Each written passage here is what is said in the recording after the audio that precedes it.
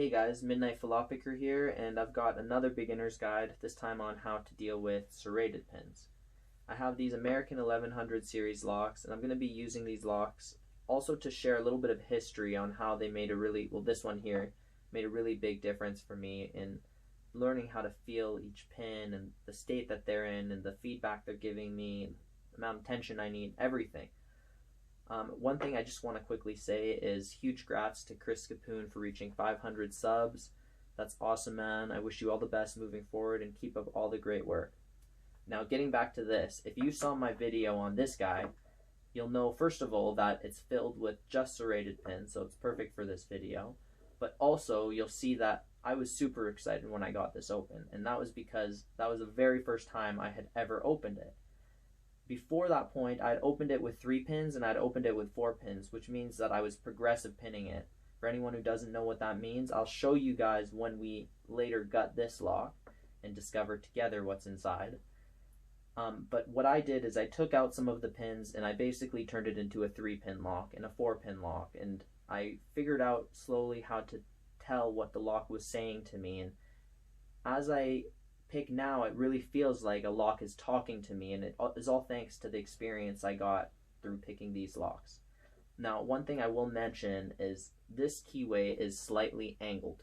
So if you are picking, you can't be picking upwards. If you're picking upwards, you're going to be picking the metal, and you're going to be saying, oh, well, all these pins are super stiff. Well, it's the metal that's stiff. It's the actual plug that's stiff. So make sure that you're picking on an angle every time that you're going. So that was one of my first problems with this lock, is figuring out the right angle to pick in, to actually feel where the pins were.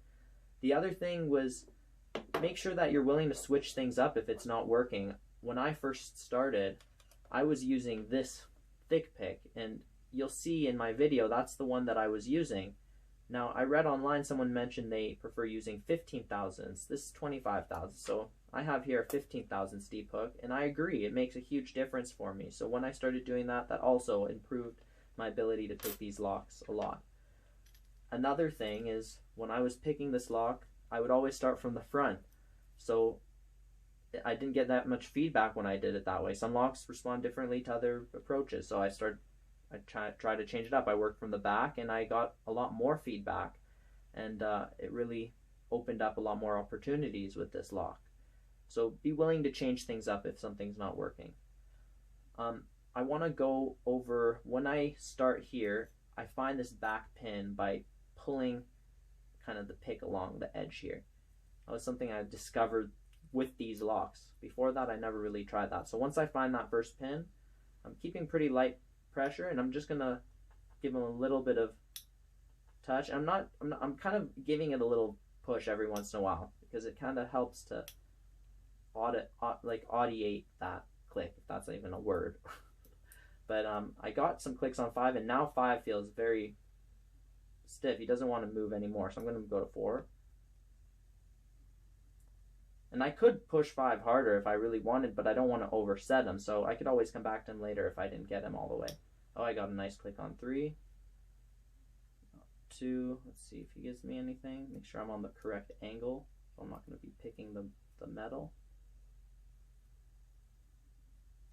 There, yeah, 2 gave me 2 clicks there. 2 clicks on 2. Now 1, and we are open, just like that. Probably the fastest I've ever opened this lock.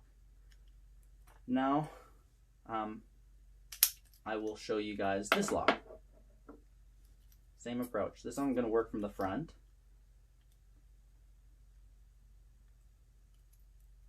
And same, kind of put a little bit of tension, then release, and to audiate those clicks. I have 1. Oh, I got a click there on 1. 2. Click there on 2. 3 feels pretty tight. 4. Oh, I got some clicks on 4 there, and I was picking this way for a second. I adjusted. That's when I got the clicks on 4. 5. And we are open on this, just like that. Probably the fastest that I've ever managed to open these locks. So let's take this apart really quick. You need a Phillips head screwdriver to take it apart, for anyone who doesn't know. There's a little retaining screw here. If you don't hold that in, it's going to be rotating, so you have to push that in as you screw it. The screw will come out the bottom. Let's get my pinning tray over here. And let's discover what's inside this lock together. Then I'll show you my tricks of how I progressive pin this thing. So, get this, there we go. Okay, and the C-clip, the infamous C-clip. So the plug is turned. I'm gonna realign it here so that way we lock it in place. I always have the key if I need to unlock it. Now, the way I remove these C-clips is I hold the Bible downwards. You might have a different way that works for you. This is what works for me. I push it along the edge until it's about there, and then I block it with my finger right here, really tight, and then I push it back the same way that I just came. And when I do that, it makes it pop off like this. You see how it's coming off? Just like that. So a lot of people have a hard time with those. Once I figured that out, I feel like I haven't had a hard time with them anymore. So let's open up this guy here.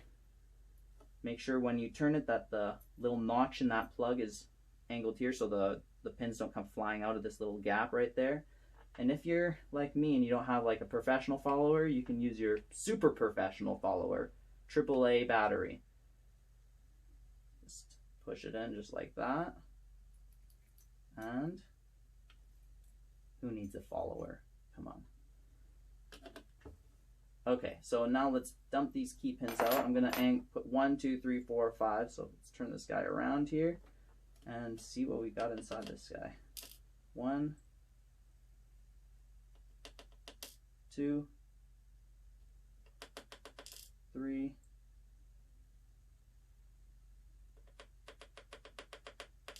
4. Oh, we went into the wrong spot. I'll fix that in a second. 5. All right.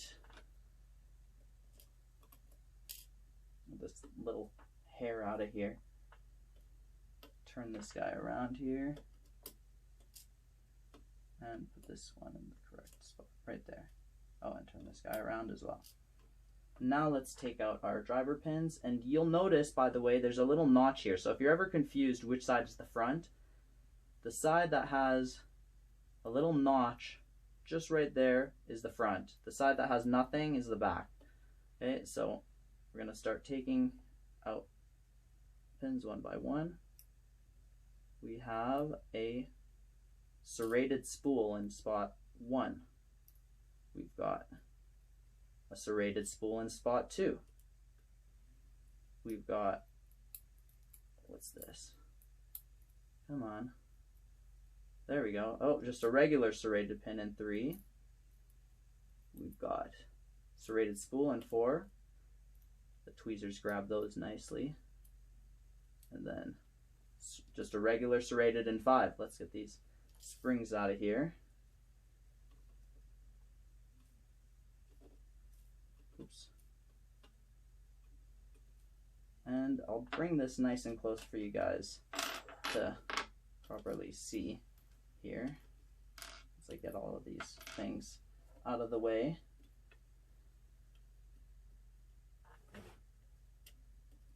Before I do that though, I will mention really quickly what I did to progressive pin. So I took the first slot right here, the second slot, and the third slot. This pin, and this pin, and I put them in. I left these 2 out of the lock altogether, and I learned to pick just these 3.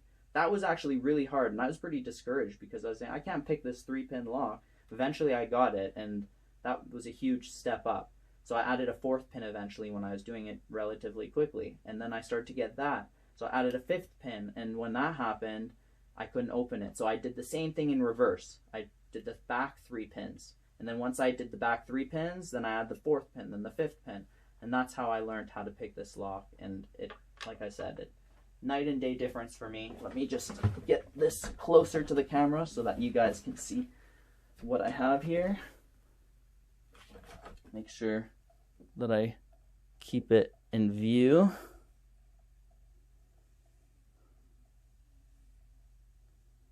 All right. Slowly so I don't drop anything. Let's see if it focuses here. Okay, so you can see I have, come on, focus. There we go. That might be the best that I'm going to be able to get it. Or no, there we go, perfect. So if you look at carefully, it's not perfect, but you'll see there's notches on the tops of the key pins. Those are the serrations. If you look at the notches inside the 3rd and the 5th, those are just basic regular serrated driver pins, and number 1, 2, and 4 are all spools. But if you look carefully on those notches at the top or at the ends of the spools, the top and the bottom, you'll see that they have also serrations in them. So they're serrated spools. Sorry about the focus, guys. I'm not sure how to get this better. I think it's just to do with the lighting, maybe. I don't know. It's not helping here. Okay, well, anyways, you guys can see pretty clearly what we got. And it's not the best, but hopefully this video helps some other beginners out. And sorry about the crazy focus issues here, but hopefully I'll figure that out more over time. Oh my god. There we go. Anyways, this is Midnight Philoppicer signing out. Wishing you guys a good rest of your day, week, and good luck on whatever it is that you're working on. Feel free to give me any feedback, comments, suggestions, and